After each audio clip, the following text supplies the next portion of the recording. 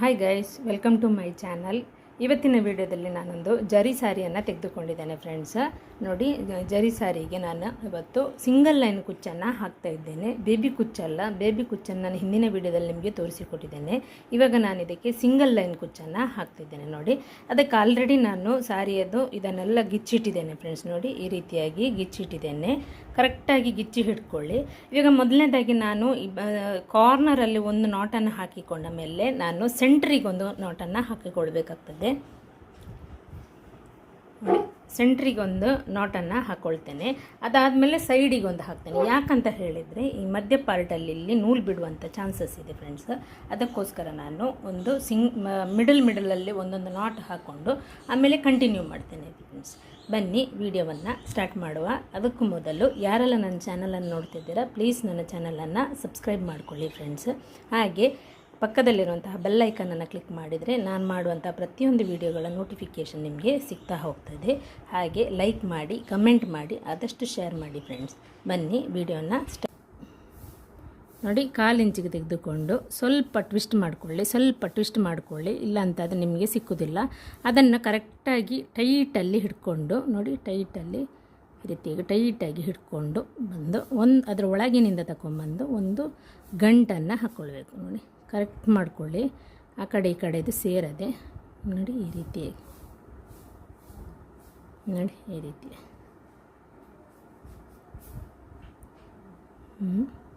Same ಅದೇ ಥರ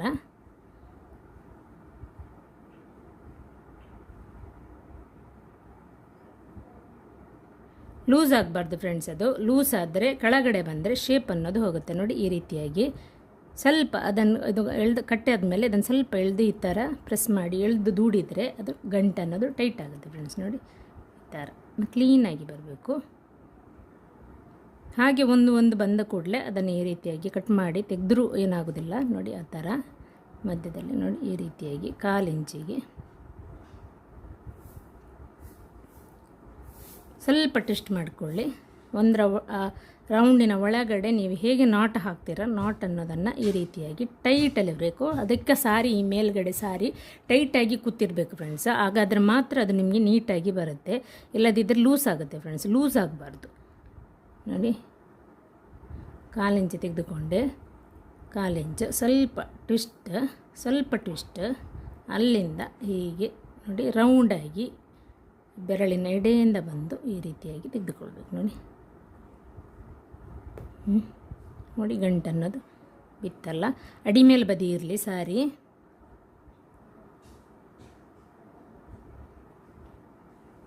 ನೋಡಿ, ಈ ರೀತಿಯಾಗಿ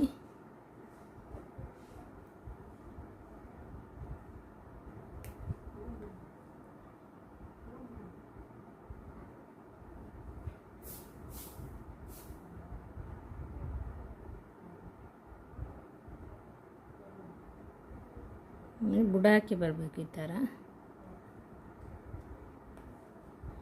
ನೋಡಿದ್ರಲ್ಲ ಯಾವ ಥರ ಬಂತು ಅಂತ. ಇವಾಗ ನಾನು ಇದನ್ನು ಸಿಂಗಲ್ ಲೈನ್ ಮಾಡೋದು. ಇದು 3 ಲೈನ್ ಬೇಕು ಅಂತಾದರೆ ಮುಂದೆ ನಾನು ತೋರಿಸ್ತೇನೆ ಫ್ರೆಂಡ್ಸ್ ಸಾರಿ ಬಂದಾಗ. ಇವಾಗ ಇದು ಸಿಂಗಲ್ ಲೈನಲ್ಲೇ ನಾನು ಹಾಕ್ತಾ ಇರ್ತೇನೆ. ನೋಡಿದ್ರಲ್ಲ ಫ್ರೆಂಡ್ಸ್ ಯಾವ ರೀತಿ ನಾನು ಹಾಕ್ಕೊಂಡು ಬಂದೆ ಅಂತ. 1/4 ಇಂಚಿಗೆ ನೋಡಿ, 1/4 ಇಂಚಿಗೆ ಜರಿ ಹತ್ತಿರ ಸ್ವಲ್ಪ ಈ ರೀತಿಯಾಗಿ ಬರುತ್ತೆ. ಮತ್ತು ಈ ಥ್ರೆಡ್ಡಲ್ಲಿ ಬರುವಾಗ ಕ್ಲೀನಾಗಿ ಬರುತ್ತೆ ಫ್ರೆಂಡ್. ಒಂದು ವೇಳೆ ನೀವು ಹಾಕಿರುವ ನಾಟ್ ಒಂದು ವೇಳೆ ಈ ಥರ ಗಂಟು ಥರ ಬಂದಿದ್ದರೆ ಅದನ್ನು ಟೈಟ್ ಮೊದಲೇ ಅದನ್ನು ಗಿಚ್ಚಿಕೊಂಡು ಸರಿ ಮಾಡಿಕೊಳ್ಳಿ ನೀವು. ಈ ಜರಿ ಥ್ರೆಡ್ಡಲ್ಲಿ ಸ್ವಲ್ಪ ಈ ರೀತಿ ಆಗುತ್ತೆ ಫ್ರೆಂಡ್ಸ್. ನೋಡಿ, ಈ ರೀತಿ ಇದಾದ ಮೇಲೆ ನೆಕ್ಸ್ಟಿಗೆ ಹೋಗ್ತೇನೆ. ನೋಡಿ,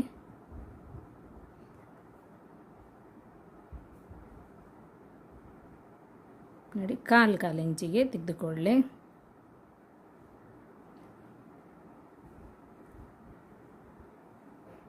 ಸ್ವಲ್ಪ ಎಳೆದು ಕೊಡಬೇಕು.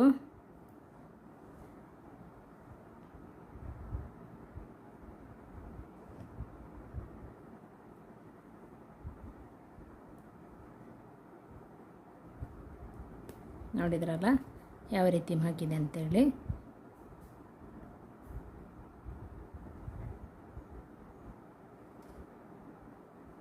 ನೋಡಿ, ಇಲ್ಲಿಗೆ ಜರಿ ಥ್ರೆಡ್ ಅನ್ನೋದು ಫಿನಿಶ್ ಆಯಿತು. ಈಗ ನಾರ್ಮಲ್ ಥ್ರೆಡ್ ಬಂದಿದೆ ನನಗೆ, ಸಿಲ್ಕ್ ಥ್ರೆಡ್. ನೋಡಿ ಯಾವ ರೀತಿ ಬಂತಂತ ನೋಡಿದ್ರಲ್ಲ. ಇವಾಗ ಸಿಲ್ಕ್ ಥ್ರೆಡ್ಡಿನ ಮೇಲೆ ಹಾಕ್ತೇನೆ. ಸೇಮ್ ಅದೇ ಥರ ನೋಡಿ, ಅದೇ ಥರನೇ ಇಟ್ಕೊಂಡು ಒಂದು ನಾಟನ್ನು ಹಾಕೋದು. ಇದಾದಮೇಲೆ ಒಂದು ನಾಟ್ ಹಾಕಿದ ಮೇಲೆ ಸ್ವಲ್ಪ ಬಿಡಿಸ್ಕೊಳ್ಳಿ ಸಾರಿ ಥ್ರೆಡ್ಡನ್ನು. ನೋಡಿ ಈ ರೀತಿಯಾಗಿ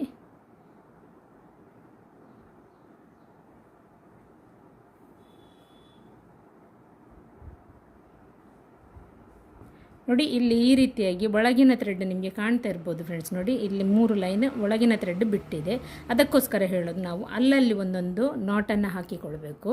ದೂರಕ್ಕೆ ಒಂದೊಂದು ನಾಟನ್ನು ಹಾಕ್ಕೊಂಡ್ರೆ ಆ ಥರ ಬಟ್ಟೆ ಇದು ನೂಲು ಬಿಟ್ಟುಕೊಳ್ಳೋದಿಲ್ಲ ಫ್ರೆಂಡ್ಸ್. ನೋಡಿ ಈ ಥರ ಅಲ್ಲೊಂದು ನಾಟನ್ನು ಹಾಕ್ಕೊಳ್ಳಿ. ಮೊದಲಿಗೆ ಹಾಕ್ಕೊಂಡ್ರೆ ಕೆಳಗಡೆ ಬರುವ ಚಾನ್ಸಸ್ ತುಂಬಾ ಕಡಿಮೆ ಇರ್ತದೆ. ನೋಡಿ ಈ ರೀತಿಯಾಗಿ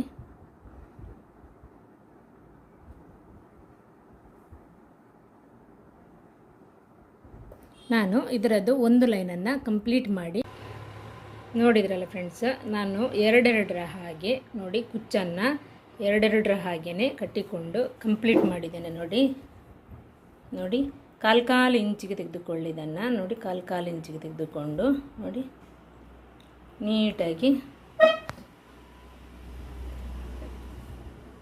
ಎರಡೆರಡರ ಹಾಗೆ ನೋಡಿ ಇದಕ್ಕೆ ಒಂದೊಂದಕ್ಕೆ ಬುಡಾಕಿ ನಾಟ್ ಹಾಕಿದ್ದೇನೆ. ನೋಡಿ ಬುಡಾಕಿ ನಾಟ್ ಬರಲಿ ಫ್ರೆಂಡ್ಸ್. ನೋಡಿ ಲಾಸ್ಟ್ವರೆಗೂ ಇದೇ ಥರ ಮಾಡ್ಕೊಂಡು ಬಂದಿದ್ದೇನೆ ನಾನು. ನೋಡಿ ಲಾಸ್ಟ್ವರೆಗೂ ಕೂಡ ಫಿನಿಶ್ ಆಗಿದೆ. ನೋಡಿ ಯಾವ ಥರ ಬಂದಿದೆ ಅಂತ. ಇವಾಗ ಇದನ್ನು ನಾನು ಈಗ ಎರಡೆರಡನ್ನು ಇವಾಗ ನಾನು ಒಂದು ಮಾಡಬೇಕು ಫ್ರೆಂಡ್ಸ್. ಈ ರೀತಿಯಾಗಿ ಜಾಯಿಂಟ್ ಮಾಡಿಕೊಂಡು ಒಂದನ್ನು ನಾನು ಮಾಡಬೇಕಾಗತ್ತೆ. ಇದಕ್ಕೆ ಸಿಂಗಲ್ ಕೋಣೆ ಅಂತೇಳಿ ಹೇಳ್ತಾರೆ. ನೋಡಿ ಈ ಥರ ಒಂದು ಮಾಡ್ಕೊಳ್ಬೇಕು. ಇದನ್ನು ಎರಡೆರಡನ್ನು ಜೋಡಿ ಮಾಡ್ಕೊಂಡು ಈಗ ನಾನು ಕೋಣೆಯನ್ನು ಅದು ನಾಟನ್ನು ಹಾಕ್ಕೊಂಡು ಹೋಗಬೇಕಾಗ್ತದೆ. ಅದನ್ನು ಯಾವ ಥರ ನಾನು ನಾಟ ಹಾಕ್ತೇನೆ ಅನ್ನೋದನ್ನು ಇವಾಗ ತೋರಿಸ್ತೇನೆ ನಾನು. ನೋಡಿದ್ರಲ್ಲ ಫ್ರೆಂಡ್ಸ, ನಾನು ಸಿಂಗಲ್ ಲೈನಲ್ಲಿ ಫುಲ್ ಕೊನೆ ತನಕ ಮಾಡ್ಕೊಂಡಿದ್ದೇನೆ. ಇವಾಗ ಈ ಎರಡನ್ನು ನಾನು ಒಂದು ಜೋಡಿ ಮಾಡಿಕೊಂಡು ಎರಡರದ್ದು ಜೋಡಿ ತೆಗೆದುಕೊಂಡು ಅದರ ಮೇಲೆ ಒಂದು ನಾಟನ್ನು ಹಾಕ್ತೇನೆ. ನೋಡಿ ಎರಡನ್ನು ತೆಗೆದುಕೊಂಡು ಇದಕ್ಕೆ ನಾನು ಹೇಳೋದು ಸ್ವಲ್ಪ ಉದ್ದ ಇದ್ದರೆ ಕಲಿಯುವವರಿಗೆ ಉದ್ದ ಇದ್ದರೆ ಈ ನಾಟ್ ಅನ್ನೋದು ಪರ್ಫೆಕ್ಟಾಗಿ ಬರುತ್ತೆ ಫ್ರೆಂಡ್ಸ. ನೋಡಿ ಈ ರೀತಿಯಾಗಿ ನೋಡಿ ಸಿಂಗಲ್ ನಾಟ್ ಅನ್ನೋದು ಸ್ವಲ್ಪ ತುಂಬ ಟೈಟ್ ಬೇಕಂತೇಳಿಲ್ಲ, ಸ್ವಲ್ಪ ಹಾಗಂತ ಲೂಸು ಮಾಡಲಿಕ್ಕೆ ಹೋಗಬೇಡಿ. ನೋಡಿ ಈ ರೀತಿ ಒಂದು ಕೋಣೆ ಎಳೆದು ಇದರಲ್ಲಿ ನಾವೀಗ ಕುಚ್ಚನ್ನು ಕಟ್ಟಬೇಕಾಗ್ತದೆ ಫ್ರೆಂಡ್ಸ್. ಅದಕ್ಕೋಸ್ಕರ ಸ್ವಲ್ಪ ಹೋಲ್ ದೊಡ್ಡದಿರಲಿ.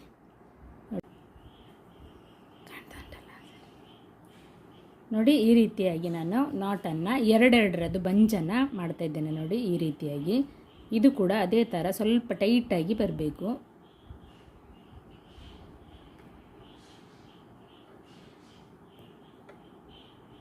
ನೋಡಿ ಈ ಥರ ಬರಬೇಕು. ನೋಡಿ ಈ ರೀತಿಯಾಗಿ ಇರಬೇಕು.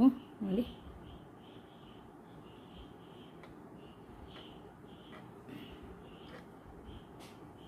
ಅದಕ್ಕೆ ಹೇಳೋದು ಹೊಸದಾಗಿ ಕಲಿಯುವವರು ಈ ನೂಲನ್ನು ಸ್ವಲ್ಪ ಉದ್ದಕ್ಕೆ ಹಿಡ್ಕೊಳ್ಳಿ ಫ್ರೆಂಡ್ಸ್. ಸ್ವಲ್ಪ ಜಾಸ್ತಿನೇ ಹಿಡ್ಕೊಳ್ಳಿ, ಆವಾಗ ನಿಮಗೆ ನಾಟ್ ಹಾಕಲಿಕ್ಕೆ ಈಸಿ ಆಗುತ್ತೆ. ನೋಡಿ ಈ ಥರ ಎರಡೆರಡರಾಗಿ ಬಂಚನ್ನು ಮಾಡಿಕೊಳ್ಬೇಕು.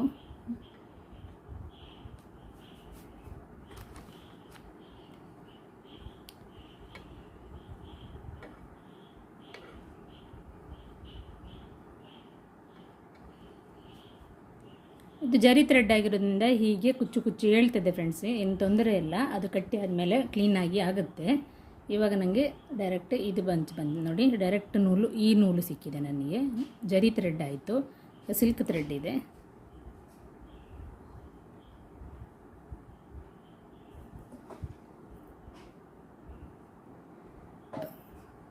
ನೋಡಿ ಎರಡರಲ್ಲೇ ಆಯ್ತಲ್ಲ. ನೋಡಿ ಈ ಥರ ಎರಡರಲ್ಲೇ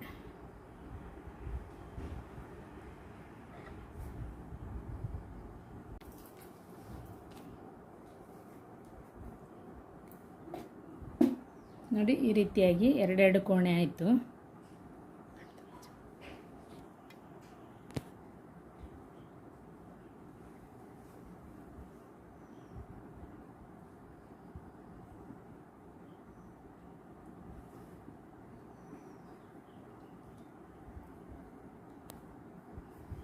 ಇದೇ ಥರ ನಾನು ಕೊನೆ ತನಕ ಈ ಎಂಡಿಂದ ಈ ಕೊನೆಯಿಂದ ಈ ಕೊನೆ ತನಕನೂ ಫಿನಿಷ್ ಮಾಡಿ ಆದಮೇಲೆ ನಿಮಗೆ ಸಿಗ್ತೇನೆ ಫ್ರೆಂಡ್ಸ್.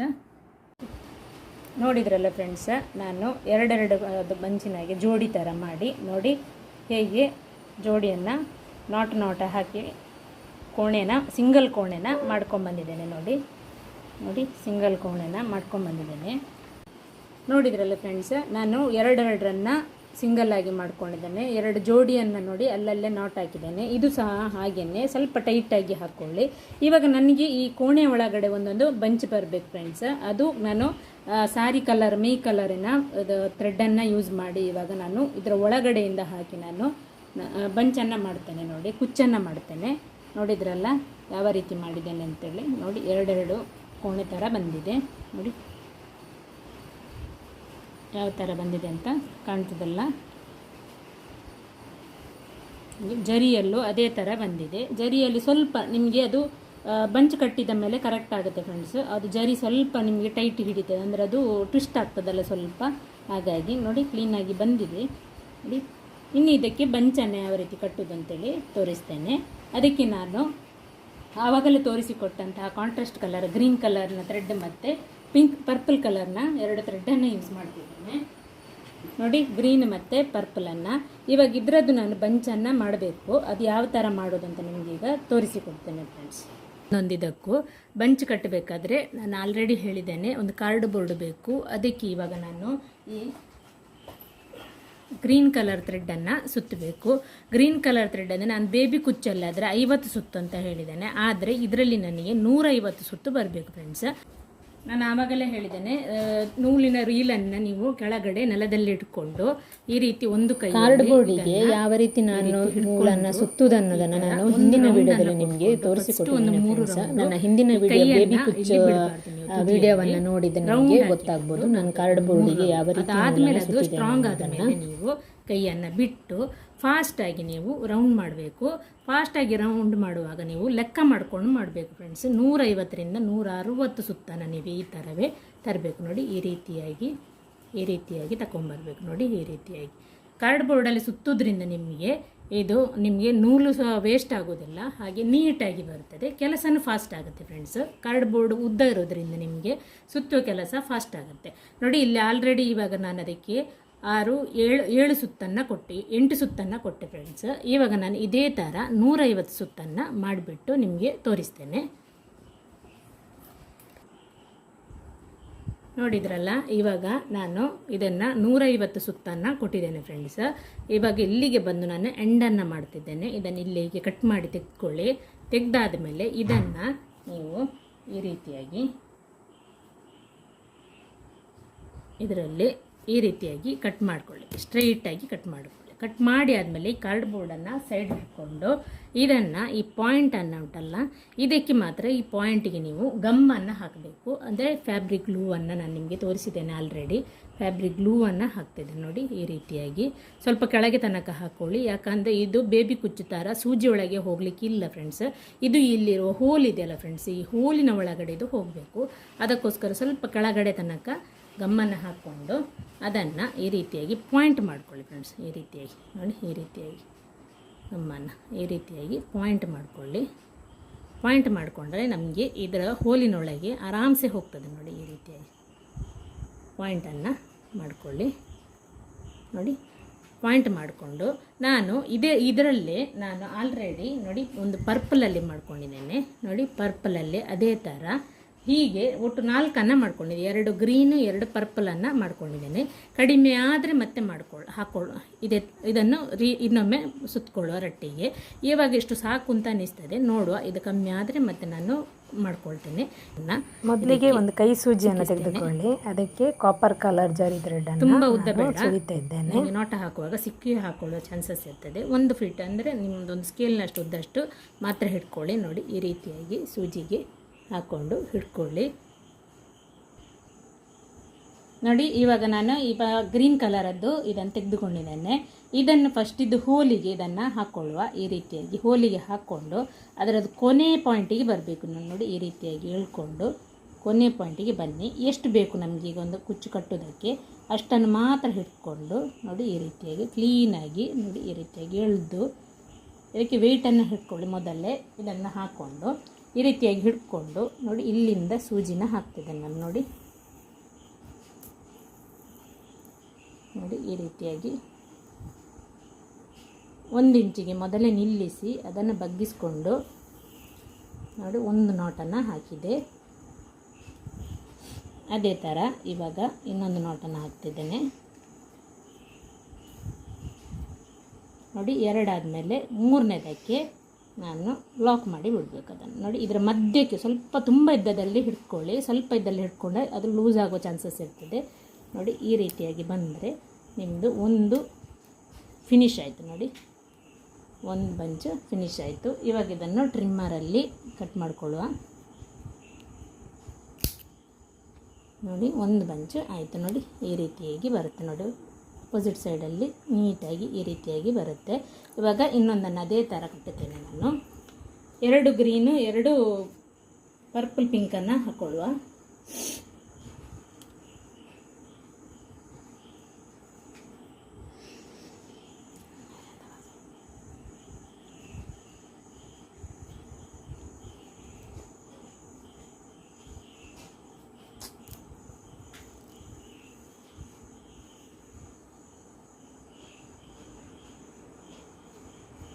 ನೋಡಿ ಇದೆಲ್ಲ ಸೇಮ್ ಮೆಥಡ್. ನೀವು ಬೇಬಿ ಕುಚ್ಚಲ್ಲಿ ಯಾವ ರೀತಿ ಹಾಕಿದ್ದೀರಿ ಅದೇ ಥರನೇ ಇದರಲ್ಲಿ ಸಹ ಹಾಕೋದು.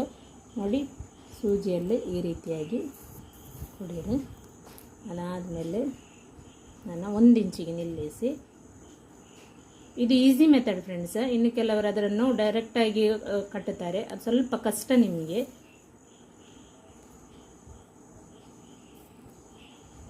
ನೋಡಿ 1 ರೌಂಡು, 2ನೇ ರೌಂಡು, ಅದಾದಮೇಲೆ 3ನೇದಕ್ಕೆ ನಾನು ಈ ರೀತಿಯಾಗಿ ಹಿಡ್ಕೊಂಡು ನಾಟನ್ನು ಟೈಟ್ ಮಾಡ್ಕೊಳ್ಳಿ. ನೋಡಿದ್ರಲ್ಲ, ಇವಾಗ ಅದನ್ನು ಟ್ರಿಮ್ಮರಲ್ಲಿ ಎಷ್ಟು ಬೇಕು ಅಷ್ಟನ್ನೇ ಕಟ್ ಮಾಡಿಕೊಂಡ್ರೆ ನೋಡಿ ಕುಚ್ಚನ್ನೋದು ರೆಡಿ ಆಯಿತು.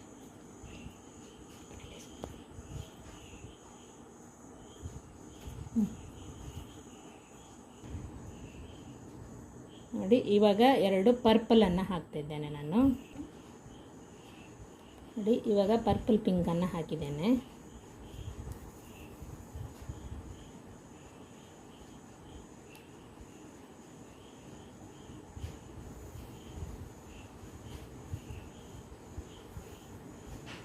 ಅದೇ ಥರ ಕಲರನ್ನು ಚೇಂಜ್ ಮಾಡಿ.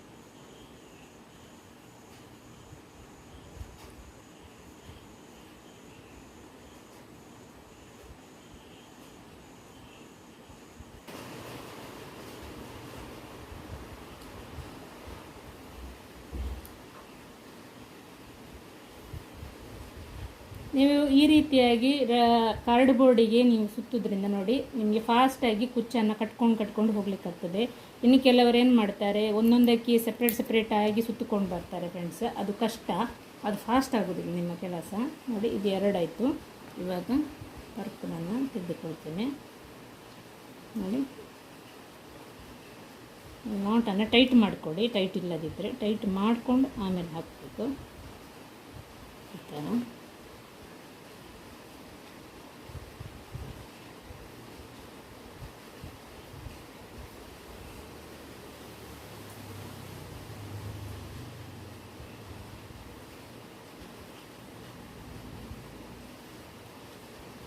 ಈ ಥರ ಮಾಡಿ 1-2 ಮಾಡೋವರೆಗೆ ಫ್ರೆಂಡ್ಸ್, ಮತ್ತೆ ಫಾಸ್ಟ್ ಆಗುತ್ತೆ.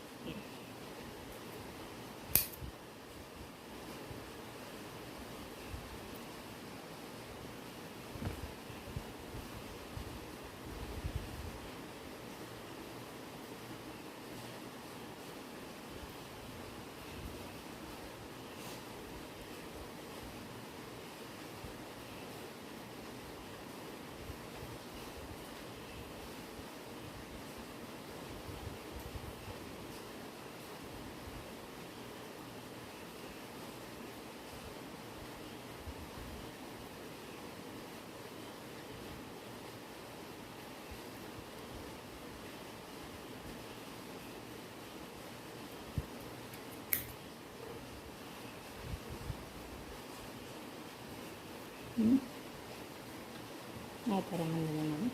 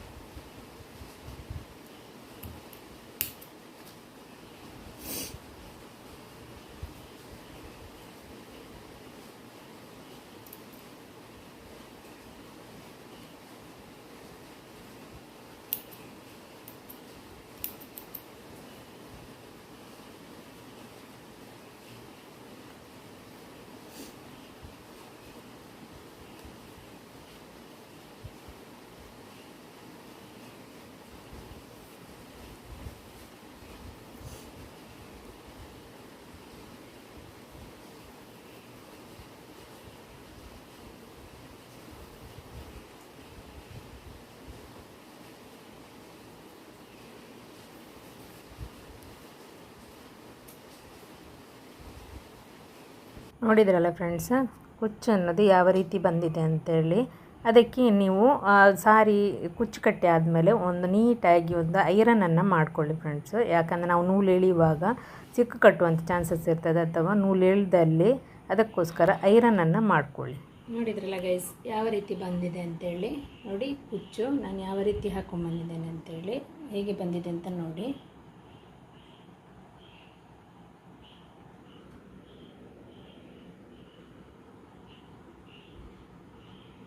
ಈ ತುದಿಯಿಂದ ಆ ತುದಿಯವರೆಗೂ ನಿಮಗೆ ತೋರಿಸ್ತಾ ಇದ್ದೇನೆ ನೋಡಿ. ಈ ತುದಿಯಿಂದ ಆ ತುದಿಯವರೆಗೂ ಸಹ ಎಷ್ಟು